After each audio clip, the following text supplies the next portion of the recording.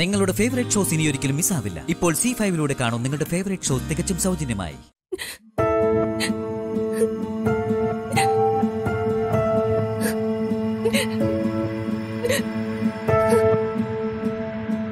മോളെ, അമ്മേ, എന്റെ ഭാവി തീർന്നു. എല്ലാം ഇതോടെ അവസാനിച്ചു. മോളെ കരയല്ലേ? ഇപ്പൊ ഇതൊന്നും ഒന്നിന്റെ അവസാനമല്ലല്ലോ. ശരിയാവും, എല്ലാം ശരിയാവും. അമ്മി വെറുതെ എന്നെ ആശ്വസിപ്പിക്കാൻ വേണ്ടി പറയുന്നതാ.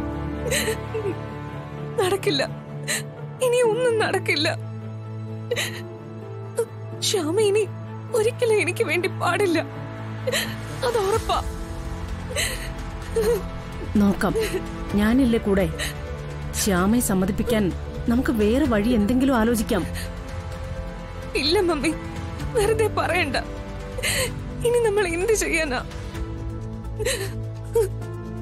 ഈശ്വര, എന്റെ പ്രശസ്തി, എന്റെ സ്വപ്നങ്ങൾ എല്ലാം ഇതോടെ അവസാനിച്ചില്ലേ? വർമ്മയാണല്ലോ. മമ്മി എന്തായാലും സ്പീക്കറിലിട്. ഹലോ, നിങ്ങൾ എന്താ കരുതി? ശ്യാമയ്ക്ക് ചോദിക്കാനും പറയാൻ ആരുമില്ലെന്നോ? ഒരു വീട്ടിൽ കുണ്ടകളവാൻ ചെത്തുക, അവിടെ ഉള്ളവരെ ഒഴിപ്പിക്കാൻ ശ്രമിക്കുക. ഇതെന്താ വെള്ളരിക്കപ്പെട്ടോ? നിങ്ങൾ ആരാന്നാ വിചാരിച്ചു വെച്ചിരിക്കുന്നത്? ഉറുമിയെടുത്ത് അംഗത്തിന് ഇറങ്ങുന്ന ഉണ്ണിയാർച്ച. ഏതോ ഒരു പൊട്ട കരാറും ഒരു കീറ പേപ്പർ വെച്ച് നിങ്ങളെ ശ്യാമയെ ആ കുടുംബത്തെ ദ്രോഹിക്കാൻ തുടങ്ങിയിട്ട് വർഷം പലതായി. പക്ഷേ ഞാനല്ല അറിയാൻ വൈകി.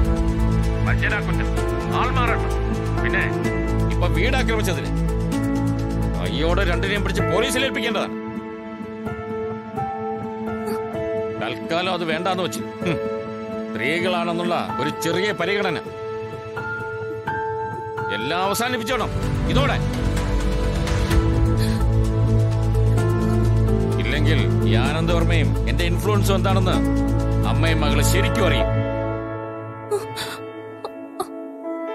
നിങ്ങൾ വെറുതെ കെട്ടിയുണ്ടാക്കിയ അലങ്കാരമല്ലേ പ്രശസ്ത ഗായിക എന്ന മോളുടെ പദവി.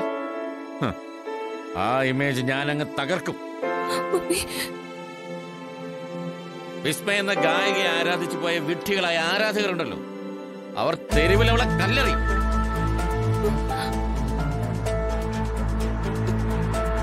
ശ്യാമയുടെ മഹത്വം ലോകം തിരിച്ചറിയും. അവളെ, ആ ശബ്ദത്തെ അവർ ആരാധിക്കും. മനസ്സിലായോ? ശബ്ദം വിലയ്ക്ക് വാങ്ങാൻ നടക്കുന്നു നാണമില്ലാത്ത വർഗം. ഇപ്പൊ ഞാൻ ക്ഷമിച്ചു. ശ്യാമ എന്റെ മരുമകളാ. ഇനി അവളെ എന്തിന്റെ പേരിലായാലും ശല്യം ചെയ്തു എന്ന് ഞാൻ അറിഞ്ഞ ഈ ആനന്ദവർമ്മ ആരാണെന്ന് അമ്മയും മോളും ശരിക്കും അറിയും. ഓർത്തോ?